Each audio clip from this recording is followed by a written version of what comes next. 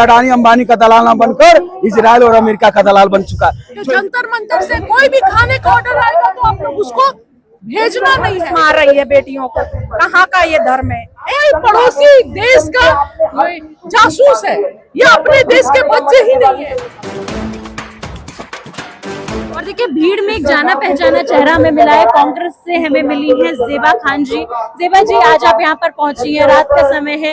आज के अपडेट पे अगर बात कर ले तो सरकार ने 2 मांगे बच्चों की मान ली है, लेकिन एक जो सबसे बड़ी मांग थी धर्मेंद्र प्रधान के रिजाइन की, यूँ लग रहा है कि उस मांग पर बहुत सोच विचार करने की जरूरत पड़ रही है। वो मांग नहीं मान रहे, लॉलीपॉप है। मैं याद दिलाना चाहूंगी, इससे पहले भी किसान आंदोलन हमने 13 महीने किए थे और वहां पर भी उन्होंने किसानों की सारी मांगे मान ली थी, लेकिन बाद में पता चला आज तक किसान एमएसपी के लिए ठोकर खा रहे हैं। और 1.5 साल पहले जिस तरह सिंगू बॉर्डर और खनौरी बॉर्डर पर किसानों को लहूलुहान किया गया था, पैलेट गन से अंधा किया गया था, हाथ पैर मार के तोड़े गए थे, देश नहीं भूला है। और मुझे तो बहुत अच्छे से याद है ना। तो ये सिर्फ लॉलीपॉप है, झूठ है और बेवकूफ बनाना और कुछ नहीं है। धर्मेंद्र प्रधान का इस्तीफा जो है वो सबसे प्रायोरिटी है, वो होना चाहिए, इससे कम क्या कहीं ना कहीं विपक्ष की तरफ से भी एक प्रेशर क्रिएट हो गया था, जिसकी वजह से मोदी जी को आधी रात में आकर वीडियो बनाना पड़ा? पूरा विपक्ष जिस तरह आप देख रहे हैं, पूरा विपक्ष इस मुद्दे में खड़ा है, सरकार से मांग कर रहा है। राहुल गांधी जी पूरे छात्रों के साथ खड़े हैं और विपक्ष की एक मजबूत विपक्ष की भूमिका को निभा रहे हैं और सभी का फर्ज है कि देश के छात्रों के साथ खड़े हो। और जिस तरह सरकार ने बर्बरता दिखाई है, कड़े शब्दों में मैं निंदा करती हूँ, बहुत शर्मसार करने वाली घटना है। जिस तरह लड़कियों को भी, बच्चियों को भी मारा गया है, कपड़े फाड़े गए और पुलिस ऐसे मारी है जैसे ये देश के बच्चे नहीं है, कोई पड़ोसी देश का जासूस है, ये अपने देश के बच्चे ही नहीं है। ये इस तरह पीटी है, देखकर दिल रोया है कि किस तरह लहूलुहान किया गया है, हाथ पैर तोड़े गए हैं। देश इंसाफ मांगेगा, बहुत बड़ी गलती उन्होंने की है। जिस तरह जंतर मंतर पर कार्रवाई की गई है, सदियों तक याद रखा जाएगा और कोई नहीं भूलने वाला है। इसे बहुत अफसोस की बात। मैम, जंतर मंतर से कई आंदोलन पहले भी होते रहे, इस आंदोलन ने भी बहुत मजबूती दिखाई। आज 33वां दिन है इस आंदोलन का, लेकिन कहीं ना कहीं अब आंदोलन थोड़ा सा कमजोर पड़ता नजर आ रहा है, क्योंकि इस आंदोलन में कई उग्रवादी भी देखे गए जो मुंह पर मास्क बांधकर यहाँ पर पुलिस पे स्टोन पेल्टिंग करते नजर आए। उसके जवाब में फिर पुलिस वालों ने भी बजाए। तो क्या आपको लग रहा है कि मंशा के तौर पर इसको खराब करने की कोशिश की जा रही है? सरकार तो अपनी तरफ से पूरी कोशिश करेगी कि आंदोलन को कैसे भी कमजोर किया जाए। मैं कल की घटना बता रही हूँ, मैं निजामुद्दीन में आंदोलन से निकली, निजामुद्दीन गई, वहां पर मैं कुछ काम से उतरी, जब वापस आ रही हूँ तो देख रही हूँ कार्टून का कार्टून दिल्ली पुलिस जो है खाना रखी हुई है और वो डिस्ट्रीब्यूट कर रही है। तो मैंने पूछा कैसे खाने, तो आंदोलन जंतर मंतर पर जो खाना जाने वाला था, डिनर था, उसको पुलिस ने जब्त कर लिया है। और वहां पर होटल्स में पुलिस बोल रही है सभी से कि जंतर मंतर से कोई भी खाने का ऑर्डर आएगा तो आप लोग उसको भेजना नहीं है। मतलब मैंने पुलिस वाले से ये बोला कि खाना तो ऊपर वाला अल्लाह खुदा भगवान भी नहीं रोकता, आप लोग क्यों खाना रोक रहे हो किसी का? तो ये सरकार इतने निचले स्तर तक गिर कर सोचती है कि अपनी ताकत का प्रयोग किसी भूखे का पेट को भूखे रखने और खाना तक छीनने से परहेज नहीं कर रही है। तो आप समझ सकते हैं कि ये साजिशों वाली सरकार है, साजिश करना जानती है। ये सीधे टेबल टॉक पर ईमानदारी से नहीं आएंगे, ईमानदारी से जो पेपर लीक्स हो रहे हैं वो नहीं रोकेंगे, धर्मेंद्र प्रधान का इस्तीफा नहीं करवाएंगे। और भारतीय जनता पार्टी तो कहती है कि भारतीय जनता पार्टी का तो कहना है कि पेपर लीक तो कांग्रेस के वक्त में भी होते थे, राजस्थान में आपकी सरकार थी, राजस्थान में भी होते थे। लेकिन इस तरह भूलने से नहीं होता है। कांग्रेस के टाइम में अकाउंटेबिलिटी ली जाती थी, लोग इस्तीफा देते थे, लेकिन आप बताइए ना, इतने सालों से भाजपा में किसने इस्तीफा लिया है? 1.5 साल 2 साल पहले ही तो 2023 में जंतर मंतर पर विनेश फोगाट बैठी हुई थी और आपके मंत्री का इस्तीफा मांगते रह गए, सब मांगते रह गए। यहीं से बहन विनेश को उठाकर दिल्ली पुलिस ने फेंका, रोती बिलकती सिसकती देश की सबसे सशक्त बेटी को फेंक दिया गया, लेकिन इंसाफ नहीं मिला। आज छात्रों को लाठी बरसाई जा रही है। एक वक्त था उनके कत्ल पर मैं भी चुप थी, मेरा नंबर अब आया, मेरे कत्ल पर आप भी चुप है, अगला नंबर आपका होगा। ये लगातार मैं 6 सालों से बोलते आ रही हूँ। एक वक्त था जब जामिया में लाइब्रेरी में घुसकर पढ़ते हुए छात्रों को मारा गया, लहूलुहान किया गया।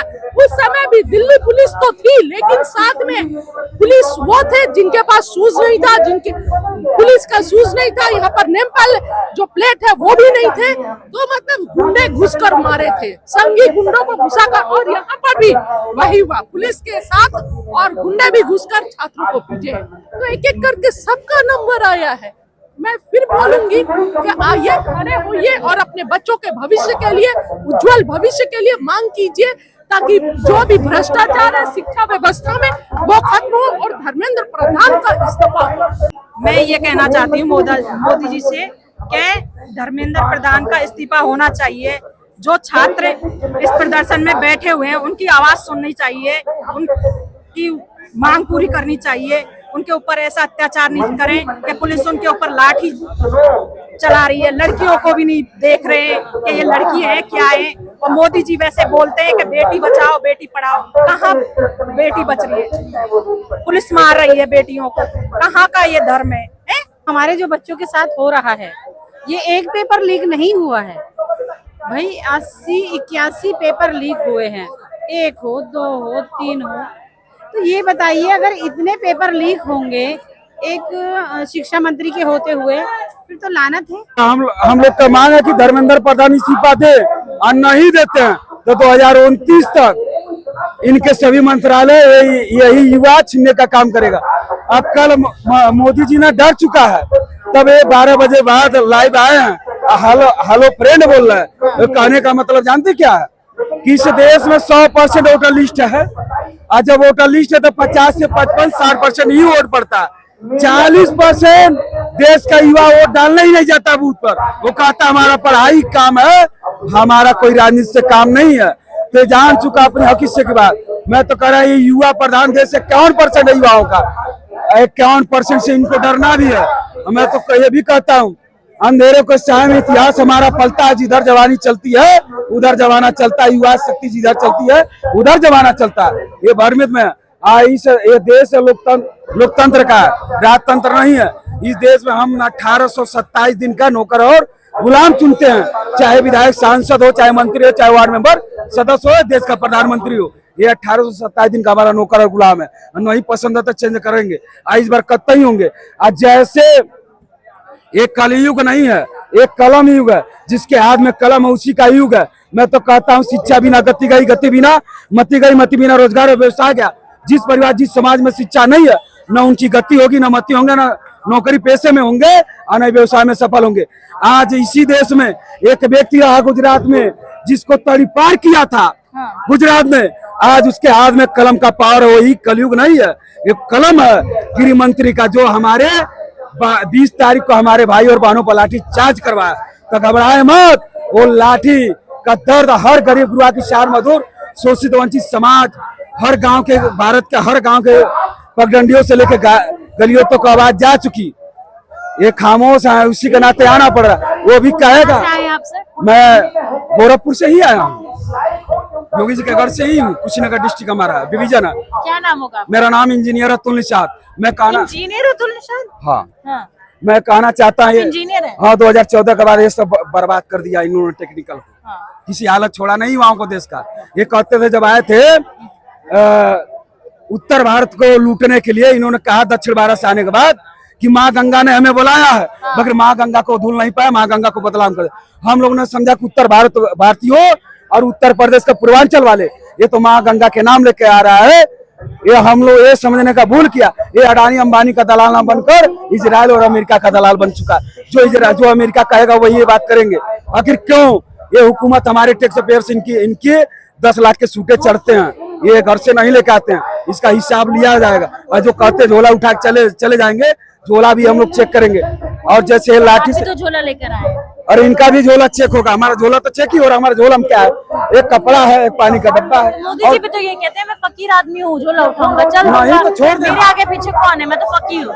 अरे छोड़ दे ना, तभी तो देश के बेटी और बेटियों का ये दर्द नहीं समझ रहे हैं। बे औलाद है, क्या समझेंगे? औलाद की दर्द पैदा किए होते तो समझते, नहीं समझते हैं। आज जैसे इन्होंने लाठियों से पिटवाने का काम किया, इसी देश का गरीब गुरुआ की शान मधुर शोषित वंचित समाज, गांव में कहेगा आना हमारे दरवाजे पे वोट मांगने, रसगुल्ला में छेदा छेद और दौड़ा के मारेंगे हरियर बांस से खेता खेत, अंगूठे के दम पे बोलेगा, कहेगा।